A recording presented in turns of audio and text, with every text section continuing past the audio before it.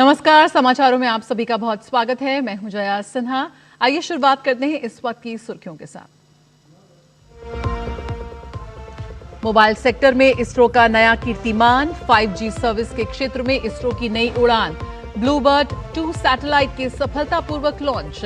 दूरगामी इलाकों तक स्मार्टफोन में मिलेगा इंटरनेट, पीएम मोदी ने दी शुभकामनाएं।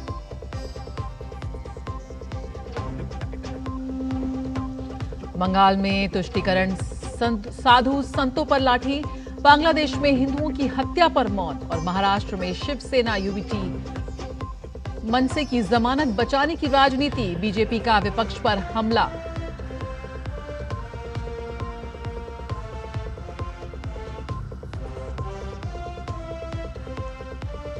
बांग्लादेश में अल्पसंख्यकों की सुरक्षा को गंभीर खतरा, यूनुस सरकार के कार्यकाल में पड़ोसी देश में हालात बिगड़े, सरकार स्थिति को संभाल पाने में नाकाम।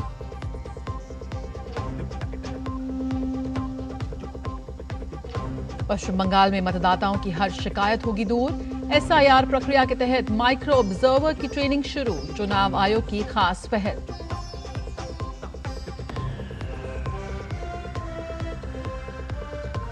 और खेलो इंडिया ट्राइबल गेम्स 2026 का लोगो, थीम सॉन्ग और मस्कट लॉन्च, 14 फरवरी से छत्तीसगढ़ करेगा गेम्स की मेजबानी।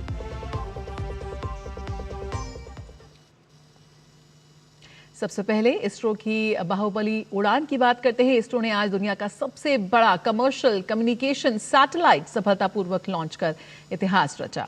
आंध्र प्रदेश के श्रीहरिकोटा के सतीश धवन अंतरिक्ष केंद्र से आज 8:55 पर भारत का सबसे वजनदार बाहुबली रॉकेट LVM-3M6 सफलतापूर्वक लॉन्च हुआ। ये मिशन इसरो और अमेरिकी कंपनी AST स्पेस मोबाइल के बीच एक कमर्शियल समझौते का हिस्सा है। इसके तहत इसरो ने LVM-3M6 रॉकेट से ब्लूबर्ड ब्लॉक 2 सैटेलाइट को लो अर्थ ऑर्बिट में भेजा है। ये नेक्स्ट जनरेशन का कम्युनिकेशन सैटेलाइट है, जिसे दुनिया भर में सीधे स्मार्टफोन तक हाई स्पीड सेल्यूलर ब्रॉडबैंड सेवा पहुंचाने के लिए तैयार किया गया है। इसरो के चेयरमैन डॉक्टर वी नारायणन ने कहा कि ये भारत के लॉन्च व्हीकल द्वारा उठाया गया अब तक का सबसे भारी सैटेलाइट है। Bahubali rocket M6 launch vehicle has successfully and precisely injected the Bluebird Block 2 communication satellite in the intended orbit. This is the first dedicated commercial launch for a customer from USA, that is AST Space Mobile. Let me congratulate the New Space India Limited, the launch vehicle teams of the Department of Space, and the satellite project team of AST Space Mobile on this outstanding achievement and contribution for the global community. This is our 104th launch from Sriharikota, also the 9th successful mission of LVM-3 launch vehicle, demonstrating its 100% reliability. As all of you may recall, we had the LVM-3 launch just last month, 2nd November 2025. This is also the first time we have a back-to-back mission of LVM-3 within just 52 days. It's a great achievement and a great target achieved as per the vision of our Honorable Prime Minister of India. जी हाँ, आज की सबसे बड़ी खबर space sector से ही आई है। यही है वो खबर जहां पर भारत और भारत के वैज्ञानिकों ने एक नई उड़ान भरी है। इसरो ने आज दुनिया का सबसे बड़ा कमर्शियल कम्युनिकेशन सैटेलाइट सफलतापूर्वक लॉन्च किया है और प्रधानमंत्री मोदी ने इसरो के LVM-3M6 के सफल प्रक्षेपण पर एक्स पर पोस्ट कर बधाई दी। उन्होंने लिखा, भारत के अंतरिक्ष क्षेत्र में एक महत्वपूर्ण उपलब्धि, सफल LVM-3M6 प्रक्षेपण, जिसने भारत की धरती से अब तक का सबसे भारी उपग्रह अमेरिकी अंतरिक्ष यान ब्लूबर्ड ब्लॉक 2 को उसकी निर्धारित कक्षा में स्थापित किया है। भारत की अंतरिक्ष यात्रा में एक गौरवपूर्ण मील का पत्थर है। ये भारत की भारी भरकम प्रक्षेपण क्षमता को मजबूत करता है और वैश्विक वाणिज्यिक प्रक्षेपण बाजार में हमारी बढ़ती भूमिका को सुदृढ़ करता है। यह आत्मनिर्भर भारत की दिशा में हमारे प्रयासों का भी प्रतीक है। हमारे मेहनती अंतरिक्ष वैज्ञानिकों और इंजीनियरों को हार्दिक बधाई। भारत अंतरिक्ष जगत में लगातार नई ऊंचाइयों को छू रहा है।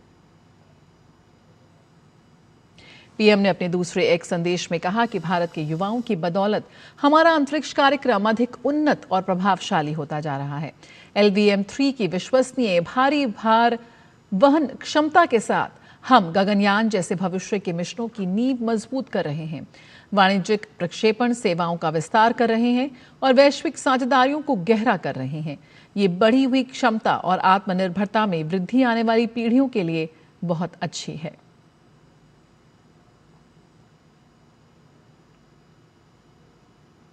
प्रदीप भंडारी ने बांग्लादेश में हिंदू युवक की बेरहमी से हत्या पर चिंता जाहिर की। उन्होंने कहा कि बांग्लादेश के अंदर कट्टरपंथियों ने निर्मम हत्या की। हिंदू युवक के पक्ष में देश के अलग अलग कोनों के अंदर हिंदू समाज ने सड़कों पर लोकतांत्रिक रूप से प्रदर्शन किया। वहीं सिर्फ बंगाल के अंदर सहयोग देने की बजाय हिंदुओं और संत प्रदर्शनकारियों पर लाठियां चलाई गई।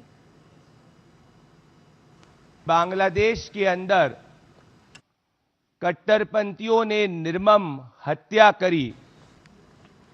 उस हिंदू भाई के पक्ष में देश के अलग अलग कोनों के अंदर हिंदू समाज सड़कों पर लोकतांत्रिक रूप से प्रोटेस्ट करने आया। सिर्फ बंगाल के अंदर ही बंगाल की पुलिस ने, पश्चिम बंगाल की तृणमूल सरकार ने उसको लोकतांत्रिक रूप से प्रोटेस्ट करने में सहयोग देने के बजाय हमारे हिंदू भाई पर लाठी चलाई। भाजपा प्रवक्ता ने विपक्ष पर हमला बोलते हुए कहा कि बांग्लादेश में हिंदू युवक की हत्या हुई, लेकिन राहुल गांधी, अखिलेश यादव और ममता बनर्जी मौन हैं। उनका मौन रहना उनकी स्वीकृति को दर्शाता है। राहुल गांधी जर्मनी के अंदर मौन है और एक बार भी राहुल गांधी द्वारा इसमें खुलकर एक शब्द नहीं कहा गया।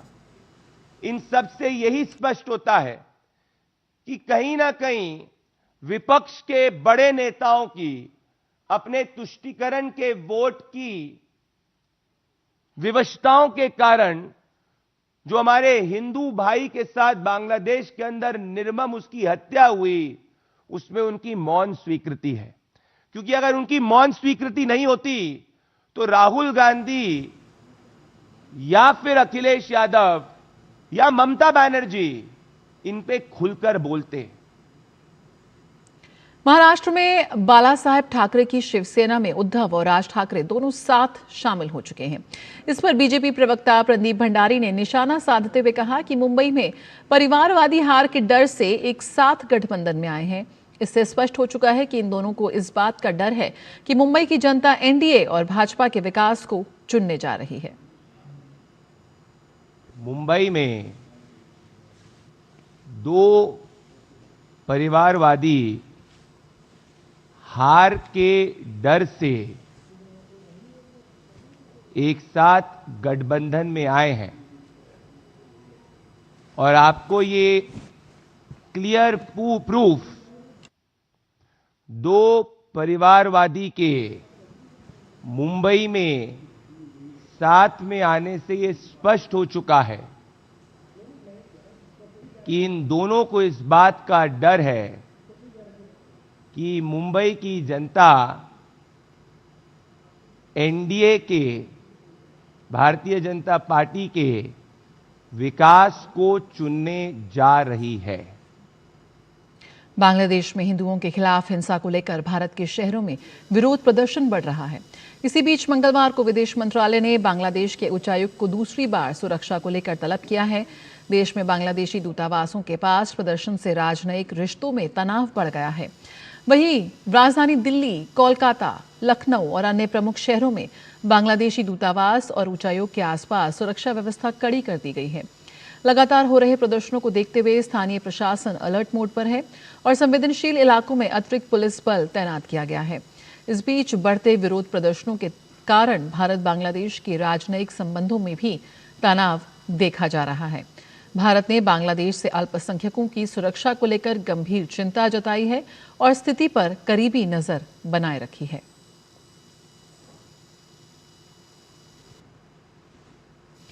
पड़ोसी देश में जिस तरह हालात बिगड़े हैं और वहां की सरकार स्थिति को संभाल पाने में नाकाम साबित हो रही है, उसके बाद भारत सरकार की चिंता भी बढ़ी हुई है, जिसका नतीजा ये है कि विदेश मंत्रालय ने कल नई दिल्ली बांग्लादेश के उच्चायुक्त रियाज हमीदुल्लाह को कल एक बार फिर तलब किया। ये एक हफ्ते के भीतर दूसरा मौका है जब भारतीय विदेश मंत्रालय ने बांग्लादेशी दूत को बुलाकर अपनी कड़ी आपत्ति दर्ज कराई है। ये कदम ऐसे समय उठाया गया जब कल ही बांग्लादेश के विदेश मंत्रालय ने नई दिल्ली में भारतीय उच्चायुक्त प्रणय वर्मा को तलब कर भारत में बांग्लादेशी राजनयिक मिशनों के बाहर हुई घटनाओं पर गंभीर चिंता जताई थी। विदेश मंत्रालय ने स्पष्ट किया कि बांग्लादेशी उच्चायुक्त को ढाका में बिगड़ते सुरक्षा हालात और वहां स्थित भारतीय उच्चायोग को मिल रही संभावित धमकियों को लेकर भारत की गंभीर चिंता से अवगत कराया गया। विदेश मंत्रालय ने कहा कि कुछ कट्टरपंथी तत्व भारतीय मिशन के आसपास सुरक्षा चुनौती पैदा करने की खुलेआम बातें कर रहे हैं।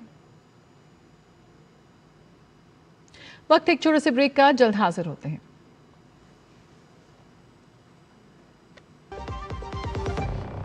व्यक्तिगत जानकारी के लिए ऑनलाइन अनुरोधों से रहें सावधान। कुछ भी जानकारी देने से पहले जरूर सोचें। कोई भी वैधानिक कंपनी फोन या इंटरनेट पर आपसे निजी जानकारी कभी भी नहीं मांगती, इसलिए ऐसे कॉल या ईमेल आने पर अपनी जानकारी देने से पहले समझदारी दिखाएं और सावधानी बरतें।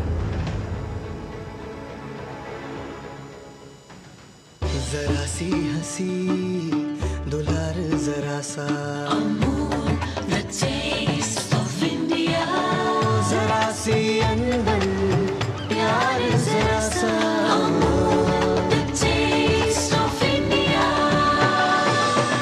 यही तो अमूल है स्वाद इंडिया का, यही तो अमूल है टेस्ट ऑफ इंडिया।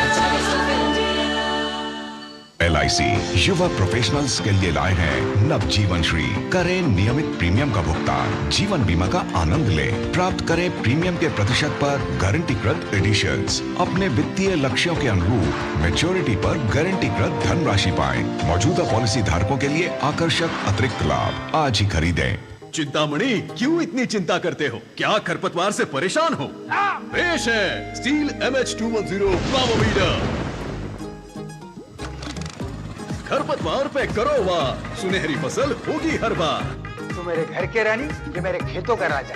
स्टील उपकरण लाए परिवर्तन। पश्चिम बंगाल की मुख्यमंत्री ममता बनर्जी न सिर्फ SIR की विरोधी हैं, बल्कि इससे जुड़ी हर प्रक्रिया पर भी सवाल खड़े करती आ रही हैं। वहीं तमाम चुनौतियों के बीच चुनाव अधिकारी यहां काम कर रहे हैं। इसी के तहत आज से निर्वाचन आयोग मतदाताओं की सुनवाई के लिए आज से माइक्रो ऑब्जर्वर की ट्रेनिंग शुरू हो गई है। पहले चरण में कुल 31,18,424 लोगों की सुनवाई की जाएगी। इस प्रक्रिया के संचालन के लिए 4,600 माइक्रो ऑब्जर्वर तैनात किए जाएंगे। हर सुनवाई केंद्र पर 11 टेबल होंगे, जहां प्रतिदिन 1650 लोगों की सुनवाई की जाएगी। आयोग ने पहले ही स्पष्ट कर दिया है कि सुनवाई पंचायत कार्यालयों या नगरपालिकाओं में नहीं होगी। इसके बजाय ये नगरपालिका और पंचायत क्षेत्रों में स्थित अन्य सरकारी भवनों में आयोजित की जाएगी। जब TMC ने सुनवाई के स्थानों को लेकर सवाल उठाया तो विशेष रोल ऑब्जर्वर सुब्रत गुप्ता ने कहा कि सरकारी सेवा प्राप्त करने के लिए लोगों को सरकारी कार्यालयों में ही जाना पड़ता है। जिन मतदाताओं के मिडिल नेम यानी कि मध्य नाम में गड़बड़ी के कारण ड्राफ्ट लिस्ट से हटा दिए गए थे, उनके नाम सुधारने का प्रस्ताव CEO ऑफिस की तरफ से आयोग को भेज दिया गया है। यदि ये प्रस्ताव स्वीकार कर लिया जाता है तो ऐसे मतदाताओं को व्यक्तिगत रूप से सुनवाई के लिए आने की आवश्यकता नहीं होगी। पश्चिम बंगाल की मुख्यमंत्री ममता बनर्जी SIR को लेकर तरह तरह की बयानबाजी करती रही हैं और इस कड़ी में मतदाताओं की सुनवाई के लिए नियुक्त माइक्रो ऑब्जर्वर को लेकर भी ममता बनर्जी ने बाहरी राज्यों से केंद्रीय कर्मचारियों को माइक्रो ऑब्जर्वर बनाने की बात कही। हालांकि सच्चाई इसके विपरीत नजर आ रही है। DD न्यूज के संवाददाता ने नजरूल मंच में शामिल होने आए माइक्रो ऑब्जर्वर से की खास बात। ये हुगली से। हुगली के रहने वाले हैं। क्या नाम है दादा आपका? मेरा नाम सोनतु दास है। हाँ, सोनतु दास है। আরে বাংলায় বলি না, বাঙালি যখন অসুবিধা কি আছে আপনার? না একদম বাঙালি। যে কাল इवनिंग में ऑर्डर मिला है, आज यहाँ पे अटेंड करना है। तो कहाँ के रहने वाले हैं? बेलघोरिया। बेलघोरिया बंगाली है। एलआईसी से हैं। क्या नाम है आपका? कबीर दास। बंगाली हैं। बंगाल में 2016 में आया और तब से यहीं पर। सीएम ममता बनर्जी का कहना है कि माइक्रो ऑब्जर्वर्स जो नियुक्त किए हैं चुनाव आयोग ने, वो सारे बाहर के लोग हैं और वो बीजेपी के लिए यहाँ काम करने आए हैं।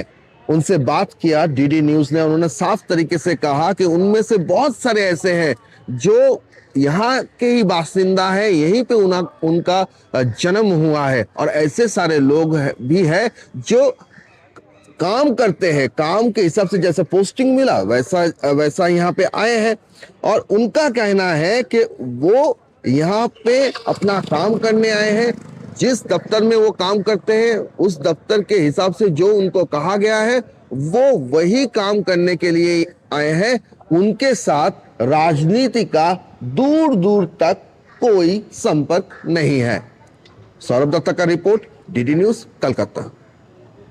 और पश्चिम बंगाल के राज्यपाल सीवी आनंद बोस ने आज प्रेस कॉन्फ्रेंस की और राज्य सरकार से अपने संबंध से लेकर पश्चिम बंगाल के विश्वविद्यालयों की स्थिति पर खुलकर बात की।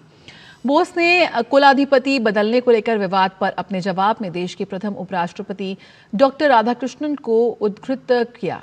उन्होंने कहा कि डॉक्टर राधाकृष्णन ने कहा था कि सरकार भले ही विश्वविद्यालयों को धनराशि प्रदान करती है, लेकिन उसे परिसर की स्वायत्तता में हस्तक्षेप करने का अधिकार नहीं है और यही नीति होनी चाहिए। Governor, by virtue of his office, becomes a chancellor. When a law is passed which is against the central legislation, there is only one option left for the governor: to send it to the President of India. And the President, in your wisdom, has decided there is no need to replace the governor with the vice chancellor, with the chief minister as a chancellor. So that is applicable to the whole of India now. C V Anand Bose ने कुलपतियों की नियुक्ति संबंधित विवाद पर कहा कि 19 कुलपति की नियुक्ति पर सरकार के साथ हमारी सहमति थी, जबकि कुछ नामांकित व्यक्ति पात्र नहीं थे। इस पर मैंने आपत्ति जताई थी। उनसे संबंधित मामले ही कोर्ट में हैं। There was a consensus in the matter of selection of universities, vice chancellors, 19 universities, which I agreed appointed. The rest of the universities, after careful thought and analysis of various facts that are presented to me, I find that some of the nominees don't deserve to be vice chancellors of universities. Therefore, I have taken a strong stand against them, and now that is with the Supreme Court of India. पश्चिम बंगाल के राज्यपाल ने कहा कि राज्य में हिंसा और भ्रष्टाचार दो बड़ी समस्याएं हैं, लेकिन राज्य के विश्वविद्यालय इससे मुक्त नहीं हैं। Two problems in Bengal are violence and corruption. It is very unfortunate that the campuses are also not free from this. ग्रामीण विकास मंत्री शिवराज सिंह चौहान ने मनरेगा को लेकर विपक्ष पर निशाना साधा। उन्होंने सोशल मीडिया प्लेटफॉर्म एक्स पर एक लेख पोस्ट किया जिसमें विपक्ष पर मनरेगा के नाम पर फिर एक बार देश को गुमराह करने का आरोप लगाया गया है। इसी पोस्ट को प्रधानमंत्री कार्यालय ने रीपोस्ट किया है, जिसमें लिखा है कि इस जानकारी भरे लेख में केंद्रीय मंत्री शिवराज सिंह चौहान बताते हैं कि VBG Ramji act 2025 income support, asset creation, agricultural stability और लंबे समय तक ग्रामीण प्रोडक्टिविटी को एक ट्रेड ऑफ की बजाय एक निरंतर प्रक्रिया के रूप में देखता है। वे इस बात पर जोर देते हैं कि ये बिल राज्य सरकारों के साथ बड़े पैमाने पर सलाह मशवरा, टेक्निकल वर्कशॉप और कई स्टेक होल्डर के साथ चर्चा के बाद लाया गया था। और उत्तर प्रदेश के बरेली स्थित फरीदपुर में बरेली विकास प्राधिकरण द्वारा अवैध बारात घर के खिलाफ कार्रवाई की जा रही है। ये फरीदपुर क्षेत्र में लगभग 1200 वर्ग मीटर में निर्मित है। इस संबंध में बीडीए के सचिव दीपक कुमार ने बताया कि इस बारात घर के अवैध पाए जाने पर ध्वस्तीकरण की कार्रवाई लगातार जारी है। एक बारात घर है, ये जो है कल से यहाँ पे डेमोलिशन कार्रवाई चल रही है मजिस्ट्रेट और फोर्स की उपस्थिति अनुसार जो है, और कल भी 50% लगभग गिर गया था। आज वो बाकायदा जो है जो बचा है उसको हर ऐसे निर्माण में जो है पहले नोटिस दिया जाता है, उसके बाद सुनवाई की जाती है तभी कार्रवाई की जाती है। बीडीए सभी लोगों से अपील करना चाहता है कि सभी लोग अपना जो है मानचित्र पास कराकर अपना आवासीय कमर्शियल निर्माण करें ताकि ये बाद में समस्या ना हो। भारतीय महिला टीम ने श्रीलंका के साथ खेली जा रही 5 मैचों की T20 सीरीज के दूसरे मैच को 7 विकेट से अपने नाम कर लिया है। इस जीत के साथ ही भारतीय महिला टीम ने सीरीज में 2-0 की बढ़त हासिल कर ली। मैच में पहले बल्लेबाजी करते हुए श्रीलंका ने भारत के सामने जीत के लिए 128 का लक्ष्य रखा, जिसे टीम इंडिया ने 11.5 ओवर में 3 विकेट गंवाकर 129 रन बनाकर हासिल कर लिया। भारत की ओर से सलामी बल्लेबाज शेफाली वर्मा ने 34 गेंदों पर 11 चौकों और 1 छक्के की मदद से नाबाद 69 रन बनाए। वहीं ऋचा घोष 1 रन बनाकर नाबाद रही, जबकि श्री चरणी और वैश्वी शर्मा ने 2-2 विकेट चटकाए। पहली बार आयोजित होने वाले खेलो इंडिया ट्राइबल्स गेम का लोगो, थीम सॉन्ग और मस्कट को मोरवीर छत्तीसगढ़ के बिलासपुर स्थित BR यादव स्पोर्ट्स स्टेडियम में लॉन्च किया गया। इस मौके पर युवाओं और खेल मामलों के केंद्रीय मंत्री डॉक्टर मनसुख मांडविया ने कहा कि ये गेम्स आदिवासी क्षेत्रों से उभरते हुए प्रतिभाओं को एक नई दिशा देने में मदद करेंगे। खेलो इंडिया ट्राइबल गेम्स 14 फरवरी 2026 से शुरू होंगे। खेलो इंडिया ट्राइबल गेम्स 2026 में 7 प्रतिस्पर्धा खेल तीरंदाजी, एथलेटिक्स, फुटबॉल, हॉकी, कुश्ती, तैराकी और वेट लिफ्टिंग का आयोजन होगा। इसके अलावा 2 प्रदर्शनी खेलों का भी आयोजन किया जाएगा, जो भारत की पारंपरिक खेलों को प्रदर्शित करेंगे।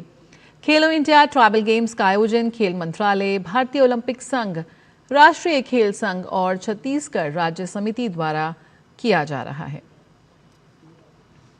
और दिल्ली कैपिटल्स ने महिला प्रीमियर लीग 2026 सत्र से पहले भारतीय बल्लेबाज जेमिमा रॉड्रिक्स को कप्तान नियुक्त किया। रॉड्रिक्स ने एक बयान में कहा, दिल्ली कैपिटल्स की कमान की कप्तान बनना उनके लिए बेहद सम्मान की बात है। 25 वर्षीय रॉड्रिक्स ने हाल ही में ICC महिला विश्व कप में भारत की जीत में अहम भूमिका निभाई थी। उन्होंने सेमीफाइनल में ऑस्ट्रेलिया के खिलाफ 339 रनों के रिकॉर्ड लक्ष्य का पीछा करते हुए नाबाद 127 रन की शानदार पारी खेली थी। पिछले महीने नीलामी से पहले फ्रेंचाइजी द्वारा ऑस्ट्रेलिया की पूर्व कप्तान मैग लर्निंग को टीम से रिलीज किए जाने के बाद रॉड्रिक्स ने दिल्ली कैपिटल्स की कप्तानी संभाली। दिल्ली कैपिटल्स 10 जनवरी को नवी मुंबई में WPL 2026 के अपने पहले मैच में मुंबई इंडियंस से भिड़ेगी। और इसी के साथ इस समाचारों में फिलहाल इतना ही, लेकिन खबरों का सिलसिला जारी रहेगा। बने रहिए DD न्यूज़ के साथ। नमस्कार।